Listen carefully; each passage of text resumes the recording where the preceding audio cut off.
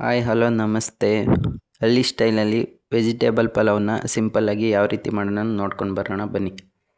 ಮೊದಲಿಗೆ ಮಸಾಲೆ ರುಬ್ಕೊಳ್ಳೋಕ್ಕೆ ಬಾಣಲಿಗೆ ಸ್ವಲ್ಪ ಎಣ್ಣೆ ಬಿಟ್ಟು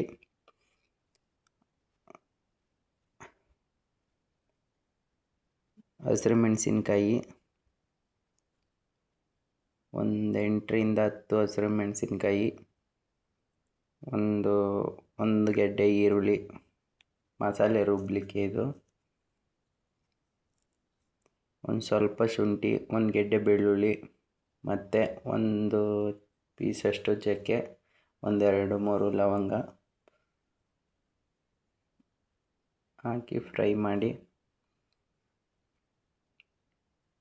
ಇದು ಜಾಸ್ತಿ ಮಸಾಲೆ ಹಾಕ್ತೀರ, ಹಾಗೆ ಸಿಂಪಲ್ಲಾಗಿರಲಿ ಅಂತ ಯಾವುದೇ ರೀತಿ ಪೌಡ್ರು ಯೂಸ್ ಮಾಡ್ತೀರಾ.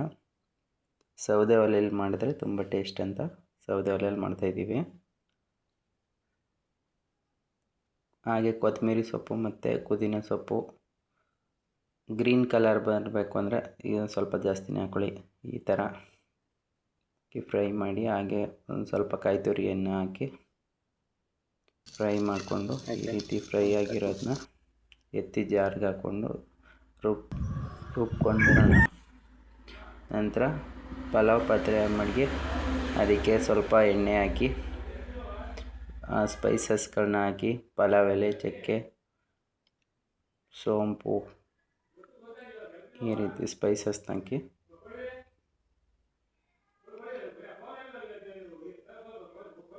ಫ್ರೈ ಮಾಡ್ಕೊಬೇಕು.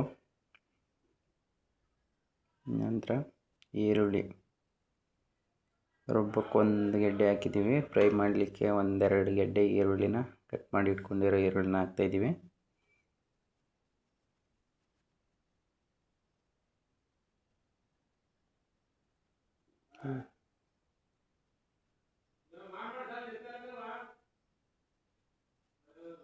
ಈರುಳ್ಳಿ ಫ್ರೈ ಆಗ್ತಾಯಿದೆ. ಈರುಳ್ಳಿ ಫ್ರೈ ಆಗ್ತಿದ್ದಂಗೆ ಇನ್ನೊಂದು ಸ್ವಲ್ಪ ಟೊಮೊಟೊ ಸ್ವಲ್ಪ ಟೊಮೊಟೊ ಹಾಕ್ಬಿಡೋಣ.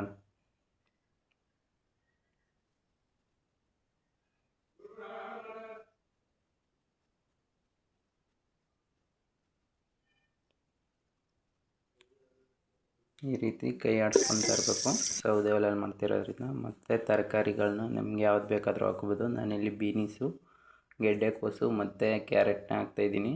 ತೊಳೆದು ಕಟ್ ಮಾಡಿ ಇಟ್ಕೊಂಡಿರುವಂಥ ತರಕಾರಿ.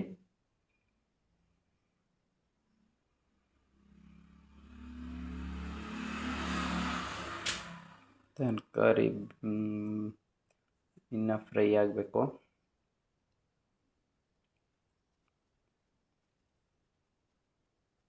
ಒಂದು 5 ನಿಮಿಷ ಆದಮೇಲೆ ಸ್ವಲ್ಪ ಉಪ್ಪನ್ನ ಹಾಕಿ ಸ್ವಲ್ಪ ತರಕಾರಿಗೆ ಉಪ್ಪು ಹಿಡಿಯುವಷ್ಟು ತರಕಾರಿ ಬೆಂದ ನಂತರ ರುಬ್ಬಿಟ್ಕೊಂಡಿರೋ ಮಸಾಲೆನ ಹಾಕಿ ಫ್ರೈ ಮಾಡಿ.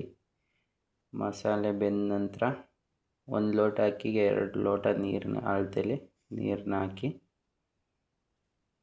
ಒಂದು ಸಾರಿ ತಿರುವಿ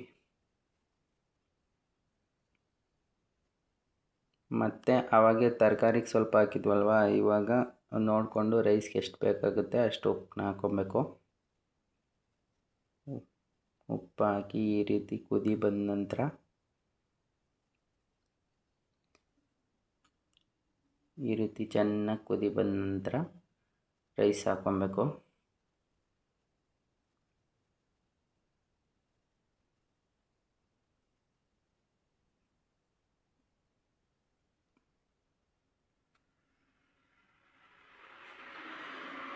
ರೈಸ್ ಹಾಕ್ಕೊಂಡು ಮತ್ತೆ ತಿರುವಿ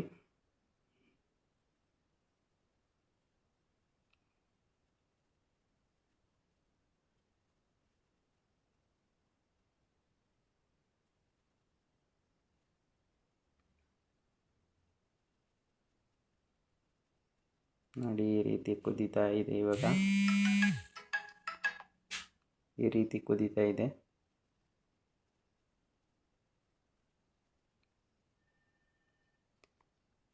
ಇವಾಗ ಒಂದು ಸ್ವಲ್ಪ ಕೈ ಆಡಿಸ್ಕೊಂಡು ಈ ರೀತಿ ಆದ ನಂತರ